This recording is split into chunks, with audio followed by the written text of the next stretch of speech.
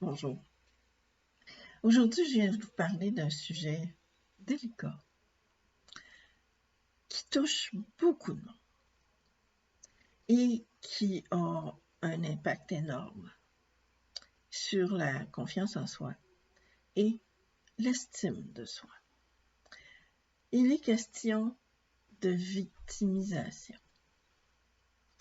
Mon nom est Solange Pelland et c'est arrivé souvent dans mon travail de coach de transition de supporter, d'accompagner des gens qui ont vécu réellement des agressions, des rejets, des choses vraiment difficiles et qui s'en sont bien sortis parce qu'elles ont regardé dans la bonne direction. Donc, je vous confie 3 façons de sortir de cette victimisation. D'abord, faisons une distinction. Il est possible d'être victime d'un acte ou de plusieurs, sans être nécessairement dans un état d'esprit de victimisation. Qu'est-ce que c'est la victimisation? C'est de subir. De subir souvent d'une façon passive, jusqu'à ce qu'on explose parce qu'on n'en peut plus. Et ça arrive, il y a certaines situations qui font qu'il est extrêmement difficile d'obtenir le respect et la considération et enfin, une attitude polie et civilisée de la part des autres. Ça peut arriver. Et qu'il y ait des enjeux importants, comme garder son emploi, par exemple, qui vont faire qu'on va accumuler plus longtemps. Sauf que plus on accumule, plus on subit, plus dans notre esprit, on devient véritablement une victime et que ça transparaît un peu partout. Donc, première chose, prendre l'entière responsabilité de ce que l'on fait ou de ce que l'on choisit de ne pas faire, parce que l'enjeu est trop gros pour toutes sortes de raisons. Prendre la responsabilité, ça ne veut pas dire la culpabilité.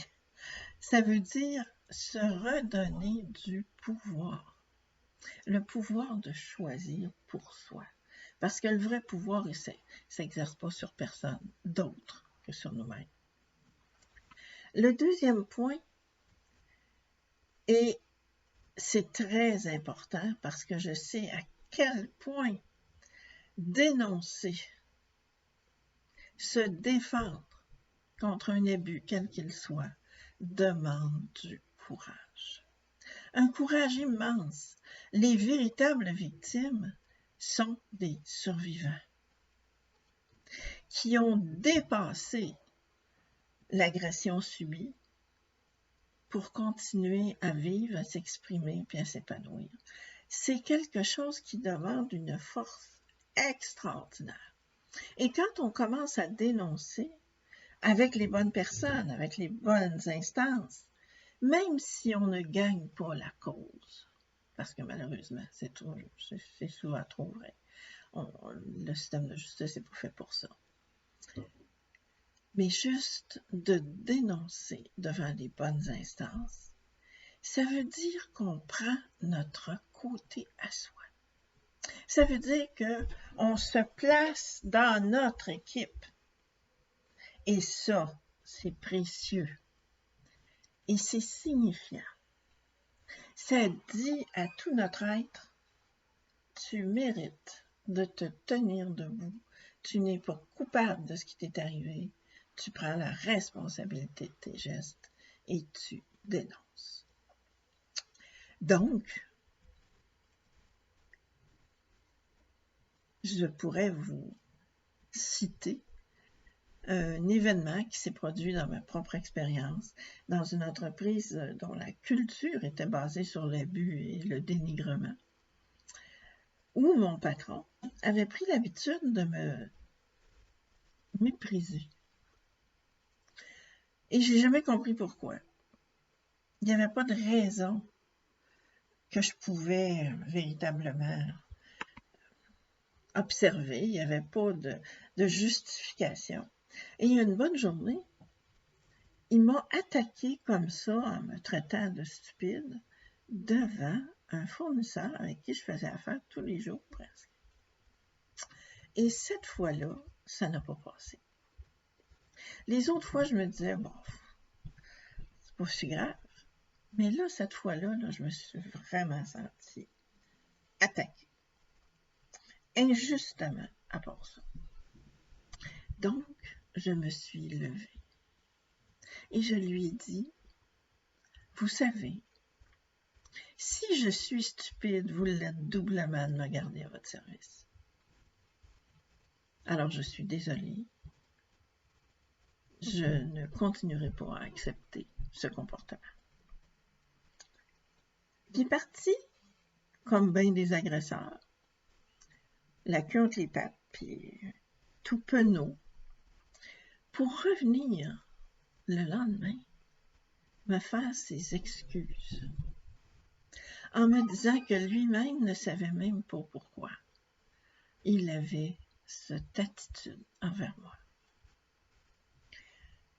Le fait de prendre mon propre côté, de me dresser, ça m'a fait une différence immense. Parce que jamais plus il a eu cette attitude envers moi. D'ailleurs, il savait que je ne la tolérerais pas. Donc, se donner cette possibilité, avec un certain détachement par rapport à l'enjeu, il aurait très bien pu me mettre dehors. Mais rendu là, c'était pas si grave. Parce que ce n'est pas un comportement acceptable. Le troisième point, et ça c'est quelque chose un piège dans lequel tellement de gens tombent. Ça s'appelle le triangle de Karpman, où en bas, à chaque pointe du triangle, il y a un rôle. Alors, il y a le rôle du sauveur, celui de la victime et celui du bourreau. Et vous pouvez être sûr que quand on est dans un triangle comme ça, on va jouer les trois rôles. Puis tout le monde qui en font partie vont jouer les trois rôles tôt ou tard. Alors, quand on essaye de sauver quelqu'un d'autre, il est certain qu'on devient le bourreau de quelqu'un qui va se retourner, devenir notre bourreau, on va devenir sa victime. Vous voyez un peu ce que je veux dire? Alors, sortons de ce triangle infernal.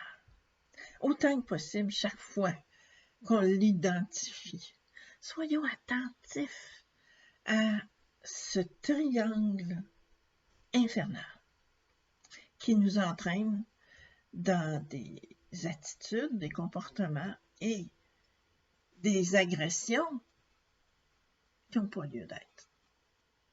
S'il y a quelqu'un dans votre environnement qui a besoin d'un sauveur, amenez-le à être son sauveur lui-même.